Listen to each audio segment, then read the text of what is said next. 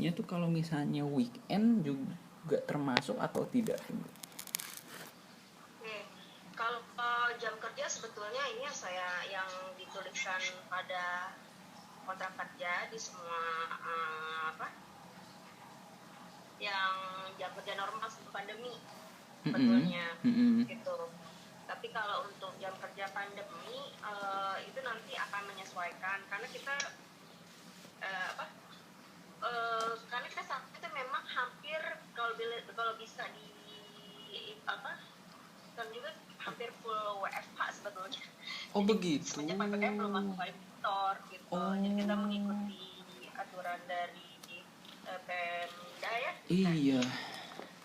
gitu. Oh. Jadi memang kita full hampir bisa dibilang full WFH. Cuma kalau bisa perlu gitu kalau ke kantor ya tetap, kalau ke klien tetap ketemu klien gitu di luar.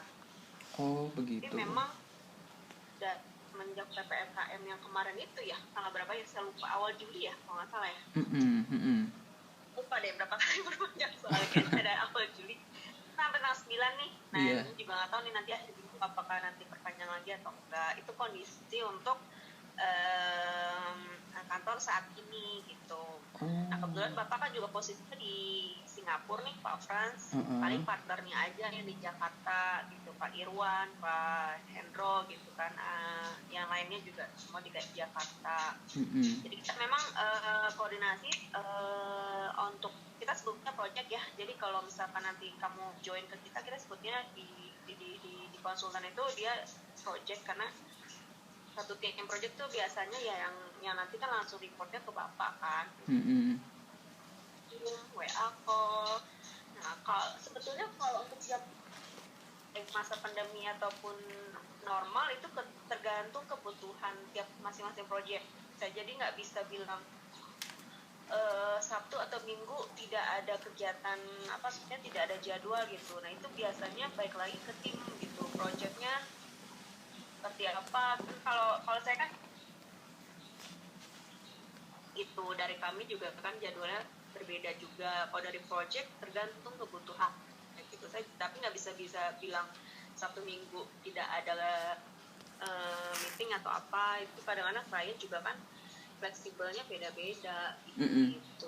Ya, Itu kalau kerja. saya hanya pengen memastikan saja biar nggak ada miskomunikasi sih, soalnya kan iya. Terus yang untuk yang kedua itu mengenai, kan tadi kan ada bicara mengenai ini mah bicara worst case scenario aja ya Bu. Soalnya kan ini kan kontraknya masih probation ya saya bacanya gitu. Nah kalau misalnya nanti kan ada bertemu dengan klien-klien gitu, terus di persimpangan jalan ini kalau amit-amit ya gitu ada kejadian terkena COVID-19, pernah nggak ada kasus gitu? Nah itu di reimburse-nya ke perusahaan atau bagaimana ini? Kalau seandainya kena COVID-19 terus harus dirawat gitu? Kalau rawat inap kita ada asuransi aliansi asuransi rawat inap. Tapi kalau rawat jalan memang sistemnya reimbursement saat ini dari kantor, yang limitnya itu 1 kali gaji selama setahun tapi maksimal 80%. Jadi 80% kali gaji setahun ya. Gaji setahun, gaji per bulan gitu. Oh begitu. Di 80. Iya, itu limitnya gitu. Terus kalau ya nggak apa-apa, Ibu aja dulu. Kalau kejadian yang kemarin sih memang ada rekan kita yang kena COVID, tapi kebetulan beliau udah resign.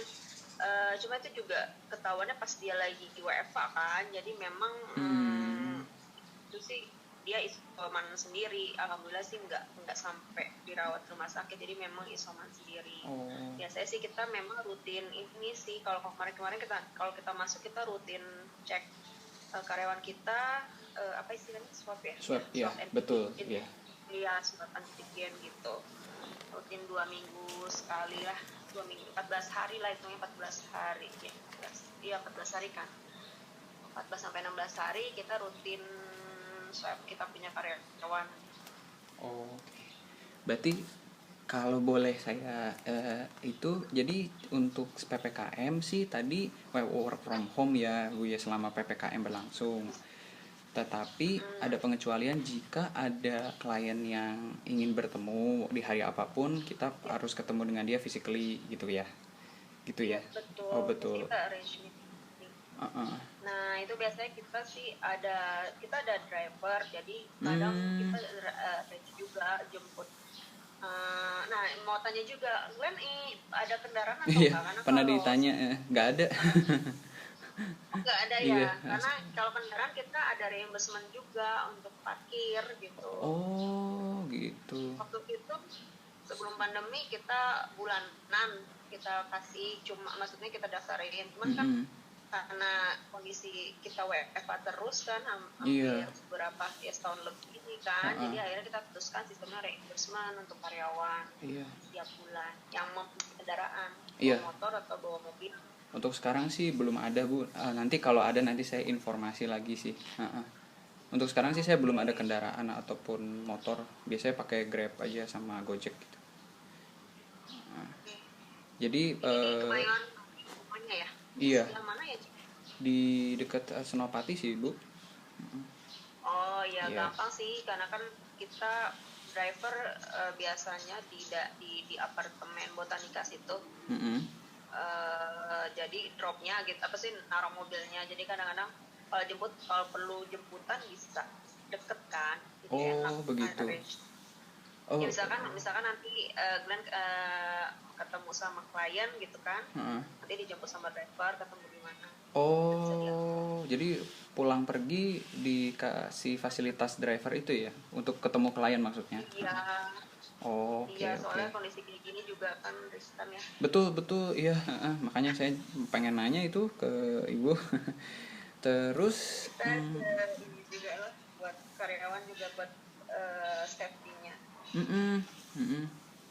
Oh gitu, oke. Nah, ini mau nanya juga di job description-nya kan ada tulisan engagement letter ke finance and accounting.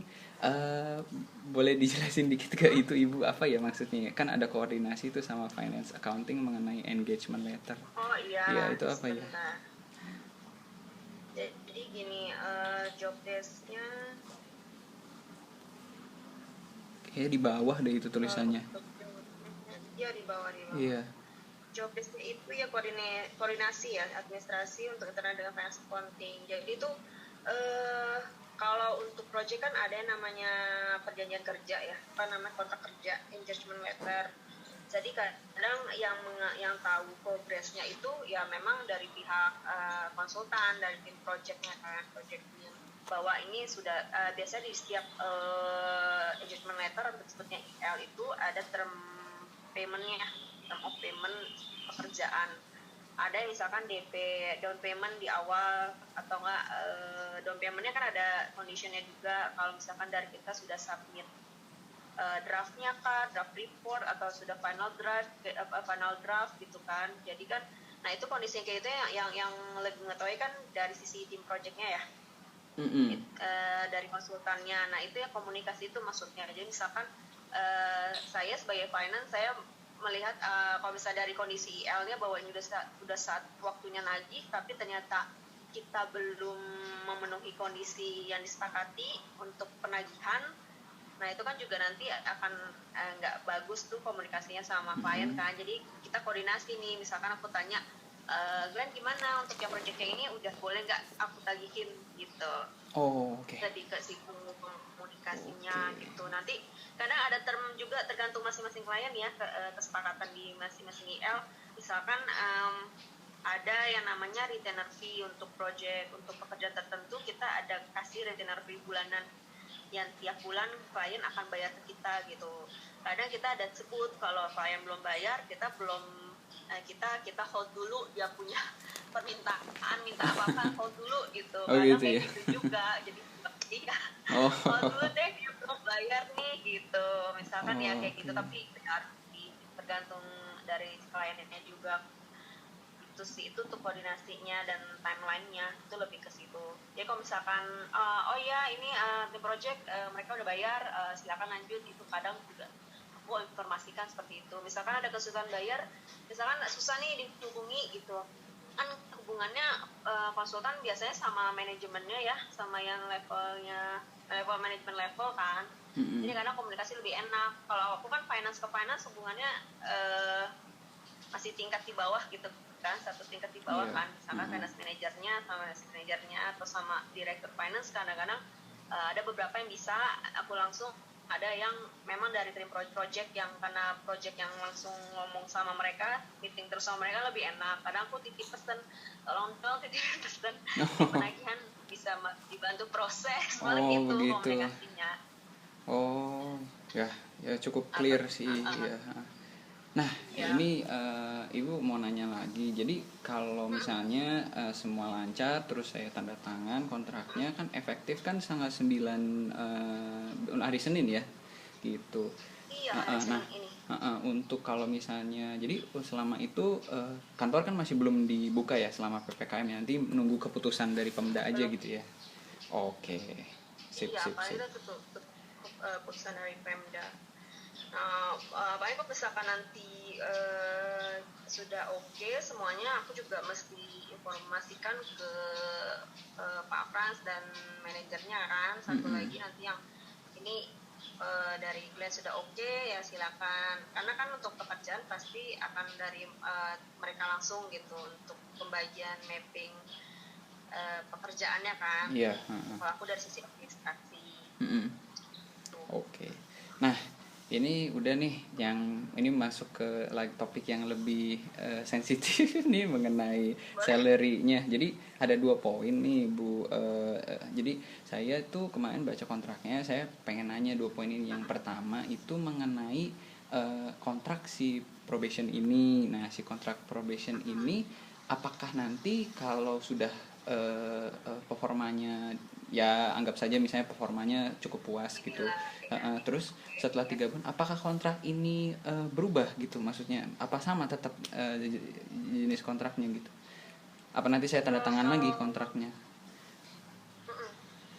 Selama ini sih memang udah automatically permanen ya gitu, kecuali memang ada, tapi sih enggak sih biasanya enggak ya. Itu tuh ada enggak, biasanya enggak. Kalau itu kejadian itu pernah yang external consultant terus kita hire jadi karyawan, paling itu kan ada kontraknya beda lagi kan.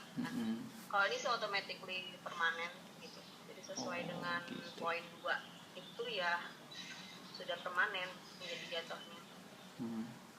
Nah kalau yang poin yang kedua ini yang mengenai salary Bu, jadi ini waktu awal-awal ngobrol sama Pak Frans kan, si Pak Frans yang pertama kali bilang mengenai ya udah diskusi salary gitu ya kan, pengen after discussion itu dia nanya kayak expected salary-nya saya kan waktu itu saya sebut kalau nggak salah 14 gitu kan, karena kan yang gaji sekarang kan saya di kantor yang terakhir di Danai Bawah Sekuritas Indonesia kan 14 juta ya Bu ya sebulan gitu.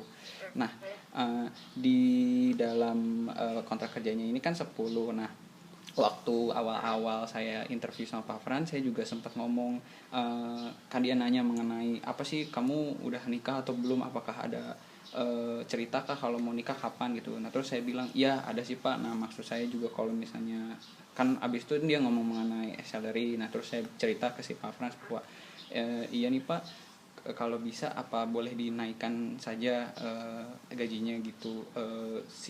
Kan dia waktu itu nyebutnya juga 10 soalnya, sama yang di kontrak ini gitu. Soalnya saya juga ada ini kan kebutuhan daripada mau merit di tahun depan gitu. Jadi dari pihak ibunya saya juga pengen ngomong gini biar kita sama-sama enak ya Bu ya gitu. Jadi bagaimana itu Ibu? Jadi saya waktu itu sih bilang penawaran dari Bapak yang sesuai dengan kontrak itu kemarin sudah final sepakat atau belum ya? Karena saya diinformasikan sudah. Oh gitu, soalnya makanya saya terus 10, tapi nggak tahu, nanti coba saya sampaikan ke Bapak kalau misalkan. Saya juga nggak mau soalnya kan kemarin kan saya sih jujur waktu ngomong oh ya kita mau offer 10, saya jujur, saya di interview saya bilang Pak boleh nggak Pak dinaikkan gitu loh, soalnya kan saya saat ini saya terima kan 14, bagaimana kalau bisa dinaikkan di angka tengahnya let's say 12 gitu, bisa soalnya waktu itu bapaknya bilang oke, kalau gitu kasih slip gajinya dari dana bawa kan, jadi saya kasih slip gajinya ke bagian